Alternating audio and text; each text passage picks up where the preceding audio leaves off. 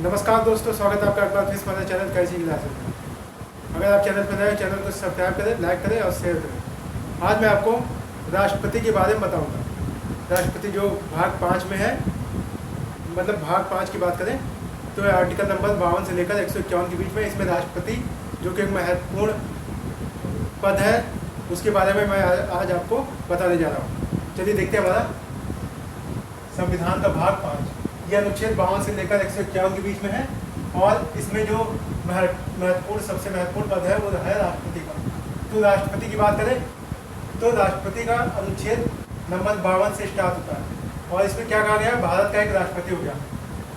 मतलब अनुच्छेद 52 में क्या कहा गया है कि भारत का एक राष्ट्रपति होगा जो कि भारत का प्रथम नागरिक होता है और सर्वोच्च मतलब सेना का सर्वोच्च कमांडर होता है। मतलब अगर भारतीय सेना में सर्वोच्च रैंक पूछा जाए किसकी है तो राष्ट्रपति की जो होता है, राष्ट्रपति सेनाओं में सबसे प्रमुख होता है राष्ट्रपति।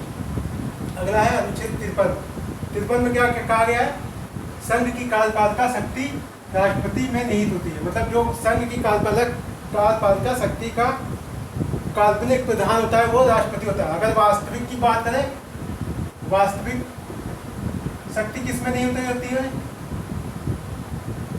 वास्तविक शक्ति किसमें निहित होती है, तो वास्तविक शक्ति की बात करें मंत्री परिषद में, मंत्री परिषद। अगर संघ की वास्तविक शक्ति की बात करें तो मंत्री परिषद में निहित होती है, जिसका प्रमुख कौन होता है, प्रधानमंत्री। प्रधानमंत्री और कार्यपालिका शक्ति का राष्ट्रपति प्रमुख कौन होता है, काल्पनिक की बात करें तो राष्ट्रपति होगा और वास्तविक की बात करें तो प्रधानमंत्री होगा।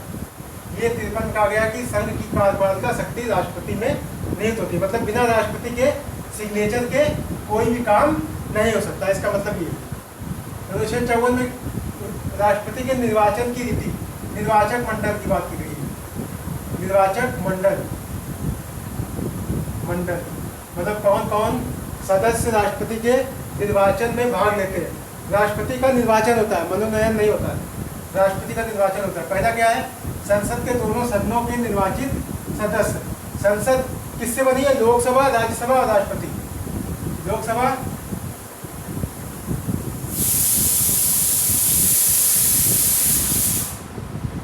राज्यसभा और राष्ट्रपति, इन तीनों से मिलकर संसद का निर्माण होता है। तो संसद के दोनों सदनों के निर्वाचित सदस्य भाग लेते, मतलब लोकसभा के और राज्यसभा के निर्वाचित सदस्य भाग लेते। पहला ये क्या कहा गया है, राज्य विधानसभाओं के निर्वाचित सदस्य। मतलब जितने भी विधानसभाएं हैं उसके निर्वाचित सदस्य। मतलब उत्तर प्रदेश हो गया, उत्तराखंड हो गया, मध्य प्रदेश हो गया, मतलब जो भी राज्य है भारत में के निर्वाचित सदस्य इसमें भाग लेते हैं। अगला है केंद्र शासित प्रदेश दिल्ली व पुडुचेरी विधानसभाओं के निर्वाचित सदस्य।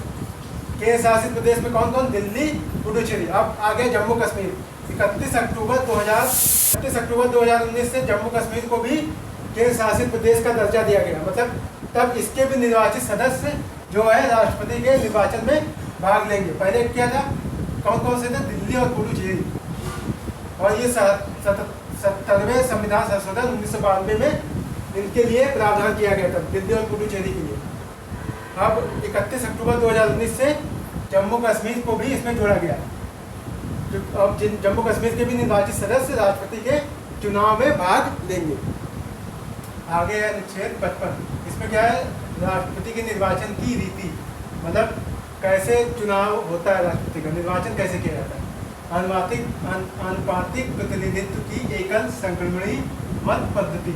इसका मतलब क्या है कि जैसे मान लीजिए किसी चुनाव में, राष्ट्रपति चुनाव हुआ, उसमें 3 प्रत्याशी ने भाग लिया, तो वरीयता क्रम के हिसाब से, मतलब कोई सांसद जब वोट देता है तो वरीयता क्रम में उसको रखना पड़ेगा। मान लीजिए ये वरीयता क्रम है, तो उसमें मान लीजिए इसने ए है, ये बी है और ये सी है।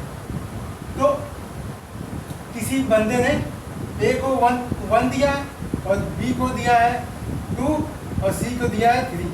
तो जो आगे जब काउंटिंग होती है तब वरीयता क्रम देखा जाता है कि मतलब किसने पहले वरीयता क्रम में रखा है। मान लीजिए ये इसको नहीं वोट मिला है, इसको थर्ड नंबर पे किसी ने रखा है और ये हार गया, तो फिर जो इसका मत रहता है वो इन दोनों में बराबर मात्रा में काउंट हो जाता है वरीयता क्रम के हिसाब से। वही एकल संगठित मत पद्धति का मतलब है वरीयता क्रम के अनुसार वोट देना। और गुप्त मतदान मतलब इसका मतदान गुप्त होता है। मतलब कैसे गुप्त? एक पर्चा रहता है, उसमें वरीयता क्रम के हिसाब से लिखा जाता है। मान लीजिए दो व्यक्ति हैं ए और बी, किसी ने ए के ऊपर फर्स्ट लिख दिया चॉइस और दूसरे के ऊपर सेकंड लिख दिया, तो ऐसे करके पर्ची मोड़ के वो मत पेटी में डाल देगा। और इसका अप्रत्यक्ष चुनाव प्रणाली होती है, मतलब अप्रत्यक्ष, जैसे हम लोग वोट देते हैं तो प्रत्यक्ष चुनाव प्रणाली होती है। और राष्ट्रपति उपराष्ट्रपति का चुनाव जो होता है अप्रत्यक्ष चुनाव प्रणाली होती है। और इसमें क्या है, विधानसभा के सदस्य के मत मूल्य की गणना कैसे की जाती है इसमें। मतलब मान लीजिए उत्तर प्रदेश की बात करें, उत्तर प्रदेश की जनसंख्या अगर जनसंख्या के हिसाब से होता तो सबसे ज़्यादा मत की बात करें, उसका उत्तर प्रदेश के मत का मूल्य सबसे ज़्यादा हो जाता।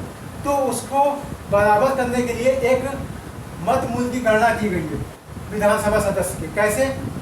राज्य की कुल जनसंख्या, मतलब जितनी भी जनसंख्या है राज्य की, उस जनसंख्या को ले लिया जाता है डिवाइड बाय विधानसभा की कुल निर्वाचित सदस्य। निर्वाचित सदस्य की बात करें, जितने भी निर्वाचित सदस्य होते हैं उत्तर प्रदेश से, इसमें 403 निर्वाचित सदस्य हैं, तो 403। और जनसंख्या की बात करें तो 22 करोड़, तो 22 करोड़ बताइए 403 गुणे 1/1000। इससे हमारा क्या होगा, एक विधानसभा के एक सदस्य का मत मूल जाता है। ऐसे करने पर राज्य की कुल जनसंख्या बटे विधानसभा के कुल निर्वाचित सदस्यों की संख्या गुणे 1/1000। और वहीं संसद सदस्य के मत मूल्य की बात करें, कैसे निकाला जाएगा, सभी राज्य की विधानसभाओं के मत मूल्य का योग, मतलब जितनी भी राज्य की विधानसभाएं हैं उसके मत मूल्य निकाल कर उनका योग किया जाएगा। उसके बाद संसद के दोनों सदनों के निर्वाचित सदस्य, मतलब जितने भी निर्वाचित सदस्य हैं संसद में, उनका योग डिवाइड करके जो आएगा उसको उससे हम लोग संसद सदस्य के मत का मूल्य निकालेंगे।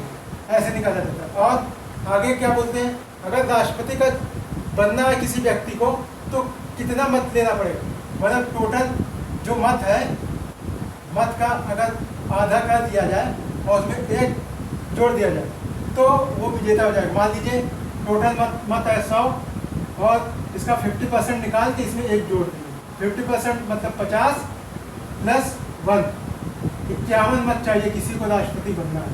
तो ऐसे अगला है अनुच्छेद 56। इसमें क्या कहा गया, राष्ट्रपति की पदावधि, मतलब राष्ट्रपति कितने सालों के लिए अपने पद पर बना रहता है। तो राष्ट्रपति की बात करें तो अपने निर्वाचन की अवधि से 5 वर्ष तक ये अपने पद पर बना रहता है।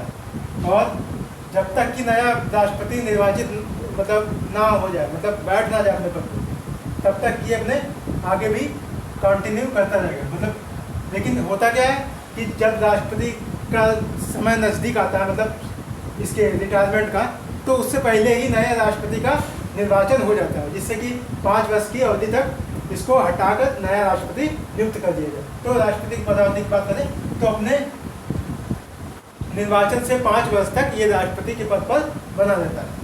अगला है अनुच्छेद 57। इसमें क्या कहा गया, पुनर्निर्वाचन के लिए पात्रता, मतलब राष्ट्रपति की पुनर्निर्वाचन के लिए क्या पात्रता या शर्तें हैं। तो इसके लिए कोई शर्त नहीं, मतलब अगर कोई व्यक्ति राष्ट्रपति बन चुका है तो वो दोबारा भी राष्ट्रपति बनने के लिए पात्र होगा।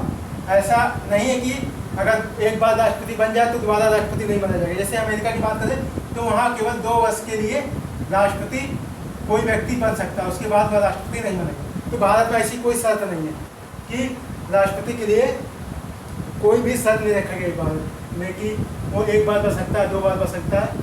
तो भारत में कितनी बार भी राष्ट्रपति बन सकता है कोई व्यक्ति। अनुच्छेद 58 की बात करें तो राष्ट्रपति निर्वाचन होने के लिए अर्हताएं, मतलब राष्ट्रपति के निर्वाचन के लिए व्यक्ति के पास क्या योग्यताएं होनी चाहिए, क्या अर्हताएं होनी चाहिए, ये इसमें कहा गया है। भारत का नागरिक होना चाहिए पहला, तो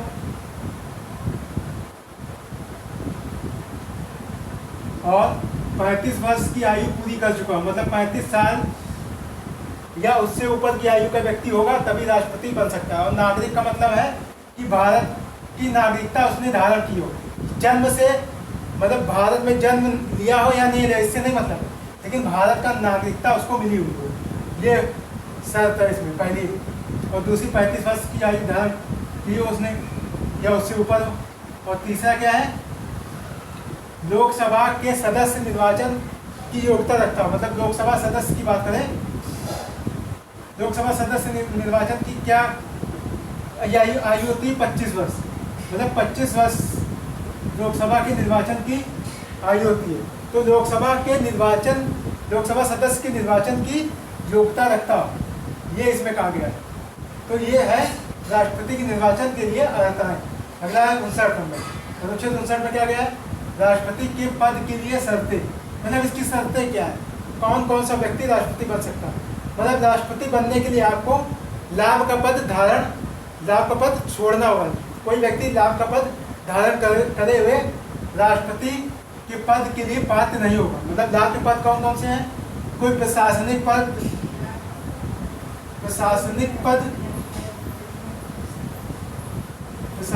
की बात करें, IAS PCS को अधिकारी हो, या फिर कोई गवर्नमेंट ऑफिसर एम्प्लॉय हो, वो लाभ का पद काउंट किया जाता है। अगर पूछा जाए क्या प्रधानमंत्री का पद लाभ का पद होता है, क्या संसद सदस्य का पद लाभ का पद होता है, तो इनका पद लाभ का पद नहीं, लाभ के पद में काउंट नहीं होता। मतलब कोई भी संसद के सदस्य का पद की बात करें, सदस्य या राष्ट्रपति या उपराष्ट्रपति, इन सब के पद की बात करें तो ये लाभ के पद में काउंट नहीं होते। तो अगर मान लीजिए राष्ट्रपति कोई भी संसद सदस्य, मान लीजिए कोई क्या बोलते हैं संसद का सदस्य है, वह राष्ट्रपति निर्वाचित हो गया, तो उसको जब वह राष्ट्रपति के लिए निर्वाचन मतलब जब वह जीत जाता है, राष्ट्रपति बन जाता है, तो उसको संसद के सदस्य के पद से इस्तीफा देना होगा। जिस दिन से वह राष्ट्रपति बनता है, उस दिन से वो संविधान मतलब संसद का सदस्य से इस्तीफा उसको देना पड़ेगा। वो उस दिन से संसद का सदस्य काउंट नहीं किया जाएगा।